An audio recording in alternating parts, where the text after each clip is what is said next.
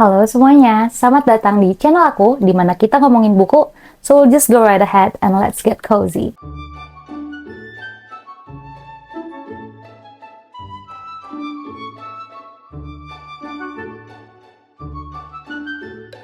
Hari ini adalah hari yang cukup exciting buat aku, sangat exciting sebenarnya, karena buku yang mau kita bahas di video kali ini adalah salah satu buku yang udah aku nanti-nantikan terbitnya. Banyak yang memasukkan buku ini ke dalam daftar buku yang mereka most excited for di tahun 2024, dan bukunya adalah The Familiar dari Leigh Bardugo. Kalau kalian pencinta buku fantasy, pasti kalian udah gak asing dengan nama Leigh Bardugo.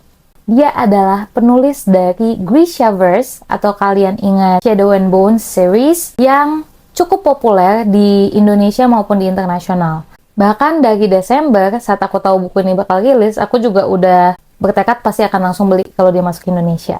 Bukunya sendiri secara internasional rilis date-nya di 9 April. Tapi aku cek waktu itu di tanggal 9 April di Periplus yang aku datengin tuh belum ada.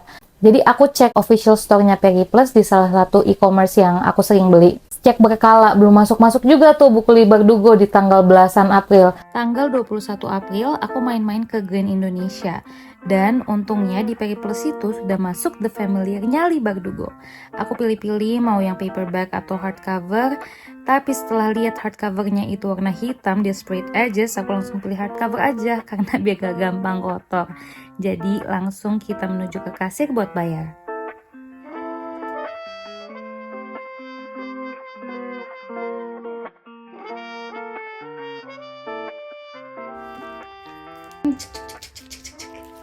Buku The Familiar dari Leigh Bardugo yang terbaru. Dan ini stand alone ya guys. Jadi aku cuman butuh baca buku ini aja. Gak sabar banget, aku buka aja ya.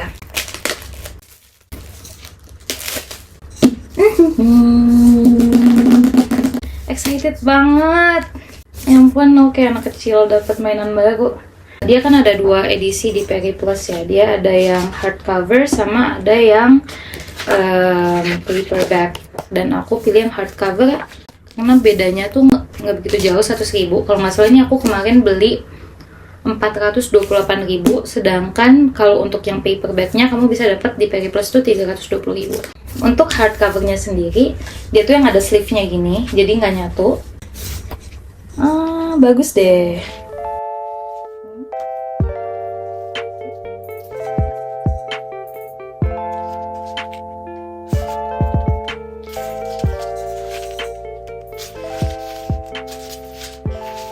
Cocok sama estetik aku hari ini ya, black.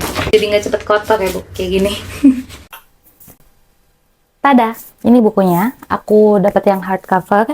Warna fontnya biru, karena kalau nggak salah ini deluxe edition gitu lah. Terus dia straight edges kayak gini. Aku akan kasih lihat kalian opini aku saat aku lagi baca. Reading vlog kecil-kecil, nggak juga reading vlog sih, cuman kayak setiap aku baca aku kasih pendapat aku gitu, dan tentu saja non spoiler review ya. Ya, berikut. Halo semuanya. Aku baru mau mulai baca The Familiar-nya Leigh Bardugo. Baru ada waktunya. Anak aku baru bobo. Ini udah jam berapa ya? Jam berapa tuh? Jam 1:30. Tadi sih aku baca buku novel yang lain ya. Jadi ini aku baru mau baca malam-malam. Mungkin biar ketemu tuh suasananya, karena kan bukunya bercerita tentang magis. Aku nggak tahu sebenarnya bercerita tentang apa, tapi yang aku tahu ada unsur magis di dalam bukunya. Yang aku tahu tuh cuman dia tuh historical fiction dan nuansanya agak gelap, ada magisnya. Kalau tentang sinopsisnya aku nggak baca sejujurnya, ceritanya alurnya kira-kira gimana aku juga nggak tahu. I'm just waiting to be surprised. I kinda trust Leigh Bardugo will give me a good surprise. Ya mari kita buktikan aja, semoga sesuai harapan orang-orangnya. Karena aku tahu banyak orang yang berekspektasi tinggi terhadap buku ini. Halo semuanya, ini hari Sabtu. Kita mau jalan-jalan sekarang. Aku mau bawa buku The Familiar untuk dibaca nanti pas lagi jalan-jalan sama keluarga aku. Tapi tadi pagi aku udah sempat baca, sekarang udah halaman 80-an. Beberapa karakter yang di awal cuman dikasih tahu namanya doang, Sekarang kita udah mulai ngelihat layer dari karakter itu, kira-kira nih orang siapa, sifatnya bagaimana, tuh agak kelihatan sedikit demi sedikit. Udah mulai progres bukunya, alurnya lumayan cepet. Dan yang paling bikin aku kagum itu, ini kan historical fiction gitu kan. Aku rasa penulisnya itu melakukan hal yang baik lah dalam researchnya tentang Madrid di masa itu. Karena kita kayak bisa merasakan di Madrid tuh sense of religinya tinggi banget saat itu. Influence dari gereja tuh tinggi banget di masa itu. Dan itu kelihatan banget di buku ini. Dan tergambarkan dengan baik untuk kita yang awam dan bahkan nggak tahu sejarahnya Spain gitu. Aku mau ngelanjutin buku ini nanti di mobil aja atau mungkin malah di mall ya. Kita mau ke mall sama keluarga aku. Semoga bisa ngelanjutin baca di saat lagi jalan-jalan. Bye. Macet banget. Jadi kita sempetin.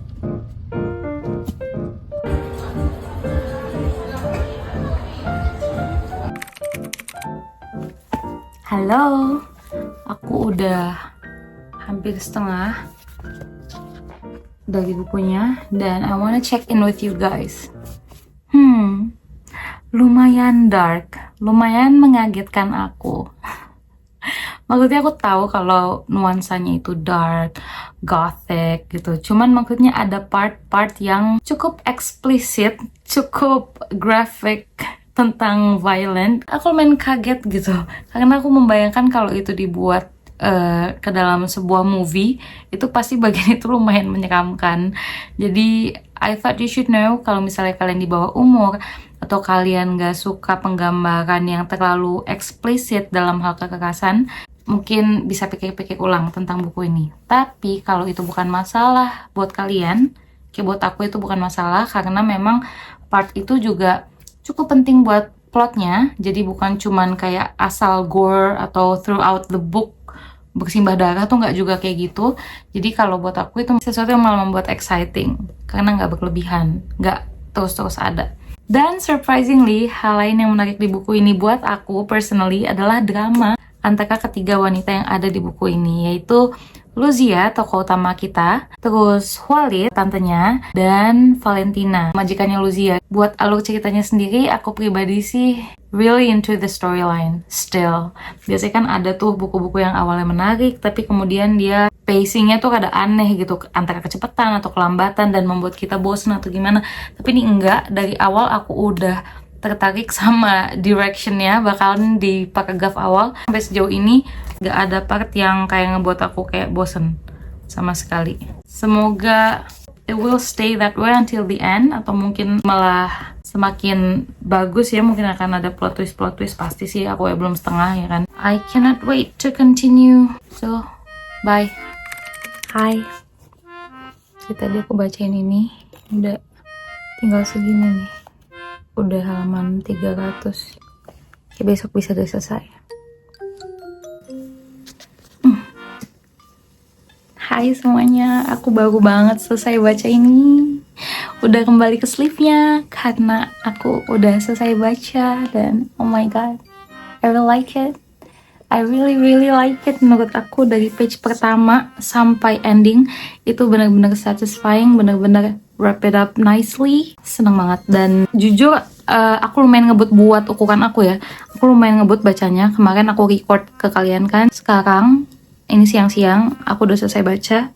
Bahkan I cannot wait to share my excitement with you guys. Padahal aku lagi nyusuin nih guys. Nih bayi aku lagi aku susuin di bawah sini dengan bantal menyusui. Jadi untuk overall thoughts aku record besok aja. Tapi ya, really like it.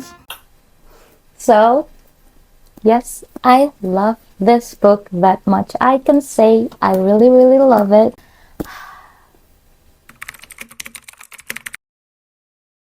Buku ini mengambil tempat di Spain, lebih tepatnya di Madrid, ibu kota Spanyol pada masa Golden Age. Main karakter kita bernama Luzia Cortado adalah seorang pelayan bersih-bersih yang bekerja di rumah pasangan bangsawan kelas rendah pada masa itu. Luzia ini dari awal dia sudah melatih dirinya untuk gak memancing perhatian orang lain, karena dia merasa dia memiliki rahasia-rahasia yang kalau terungkap itu bisa bahaya buat dirinya. Rahasia pertama, yaitu asal-usulnya. Dia ini berdarah Yahudi dan dimana Orang-orang Yahudi pada zaman itu di Spanyol itu ditangkap karena mereka memiliki keyakinan yang berbeda sama keyakinan yang dianut sama pemerintah Spanyol pada masa itu. Yang kedua adalah Lizia ini bisa menggunakan sihir. Sihir kecil-kecil aja sih menurut dia.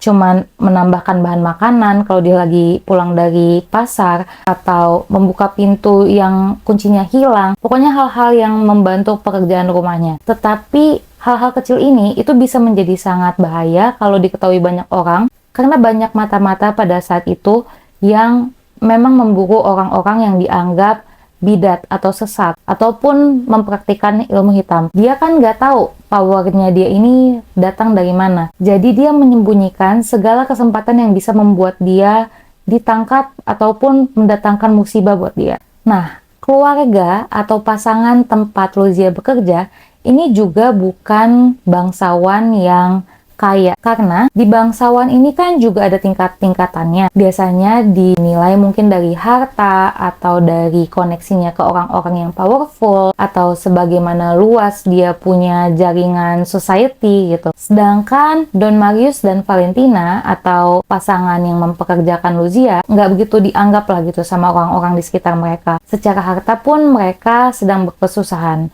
Suatu hari Valentina, majikan perempuannya si Luzia, itu menangkap basah Luzia menggunakan sihir. Awalnya dia emang gak percaya dan mempertanyakan dirinya berkali-kali, emang bener gitu. Sampai akhirnya dia mengkonfirmasi lah kalau Luzia itu emang ternyata bisa menggunakan sihir. Dan karena Valentina itu punya ambisi untuk menaikkan dirinya di social ladder kebangsawanan, ia akhirnya ingin menggunakan sihirnya Luzia untuk mengundang orang-orang ke rumahnya supaya orang-orang tertarik datang ke rumahnya dan dia bisa punya koneksi lebih gitu.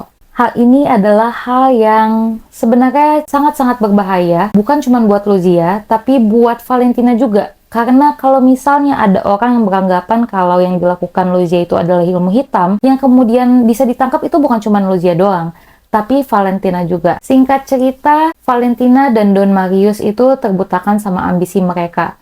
Akhirnya mereka menggunakan Luzia untuk bisa mendapatkan perhatian dari teman-teman bangsawannya. Sampai pada akhirnya, Luzia ini mendatangkan perhatian dari orang-orang yang berbahaya pada masa itu, karena orang-orang ini adalah orang-orang yang memegang peranan penting di kerajaan. Luzia pun mengadu ke tantenya, satu-satunya kerabatnya yang masih hidup, yang juga sebenarnya sembunyi-sembunyi sih, mereka nggak ngaku kalau mereka itu saudaraan. Namanya Walid, dan Walid ini berbeda hidupnya sama Luzia.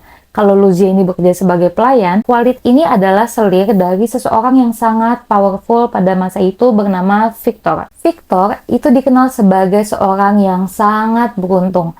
Apapun yang dia kerjakan berhasil. Kalau ada orang yang mau mencelakai dia, itu nggak akan mempan. Pasti ada aja yang menggagalkan usaha orang-orang yang mau membunuh atau mencurangi dia. Dan karena hal itu, orang-orang di sekitarnya jadi takut sama Victor. Victor sendiri akhirnya tahu info tentang Luzia, karena Luzia kan udah mulai terkenal tuh karena dia melakukan sihir di suku Valentina. Akhirnya Victor ingin membantu Luzia atau mensponsori Luzia untuk mengikuti kompetisi yang diadakan oleh mantan sekretaris raja. Jadi pada saat itu, raja memiliki ketertarikan untuk memperkuat arminya dengan seseorang yang memiliki gift atau kekuatan dari Tuhan. Mantan sekretarisnya dengan segala usaha untuk mencari orang dengan gift-gift tertentu yang bisa menyenangkan raja, akhirnya menyelenggarakan kompetisi. Dan Luzia itu didorong untuk mengikuti kompetisi tersebut oleh Don Marius, Valentina, dan disponsori oleh Victor. Di buku ini kita mengikuti perjalanan Luzia,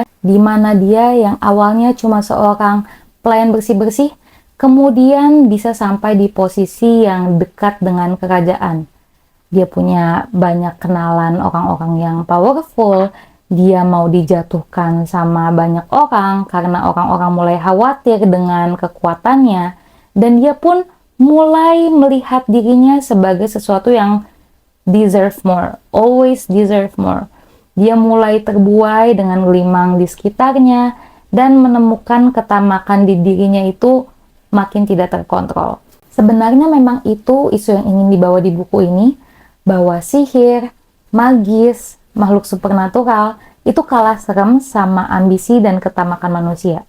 Tapi kalau kalian mau detail lengkapnya, mendingan baca langsung karena bukunya beneran seru banget. Sekarang aku mau cerita ke kalian hal-hal yang aku suka dan gak suka. Ada nggak yang aku nggak suka ya dari buku ini? Ya, pokoknya hal-hal yang aku notice di buku ini. Yang pertama, waktu aku pertama kali baca buku ini, menurut aku ya pribadi, paragraf pertamanya aja itu buat aku udah sangat menarik.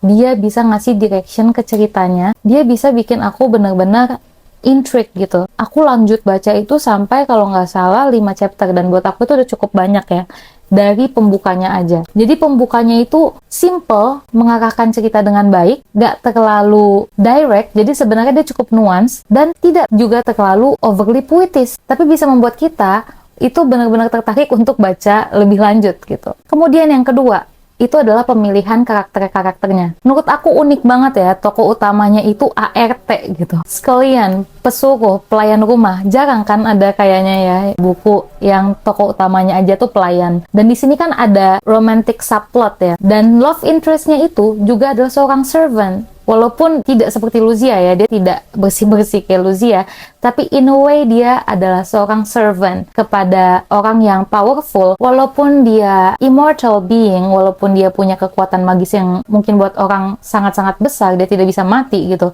tapi dia adalah pelayan juga in a way. Oh, yang ngomongin tentang romance, aku cukup suka dengan romance di buku ini karena dia nggak kemudian mendominasi plot dari buku itu, tapi dia ada. Di awal kita bahkan nggak tahu ini bakal jadi romantic plot atau enggak ya, dan di akhirnya juga kita masih akan berandai-andai apakah terakhirnya itu akan ditutup dengan romantic wrapping atau Luzia sendiri yang akan punya ending. Endingnya dia akan sendiri atau dia berdua, apa yang akan terjadi dengan romantic partnernya. Jadi karena nggak terlalu jelas, kita nggak tahu apa yang akan terjadi, kita nggak tahu mereka akan end up together atau enggak, mereka akan stay in love with each other atau enggak. Ini menjadi lebih menarik. Buat aku pribadi sih kayak gitu. Ada beberapa orang yang berpendapat mereka nggak suka romansnya karena nggak terlalu banyak interaksi antara Luzia sama romantic partnernya. Tapi kalau aku pribadi, aku malah suka gitu. Jadi nggak terlalu cheesy, dan fantasinya masih dapat, historical fictionnya masih menjadi tema utama dari buku ini. Dan dia nggak berubah tiba-tiba jadi romance novel yang plotnya itu terlalu romantic heavy. Terus, tebelnya tuh pas ya menurut aku. Dia itu 380, ini pasti kebalik-balik.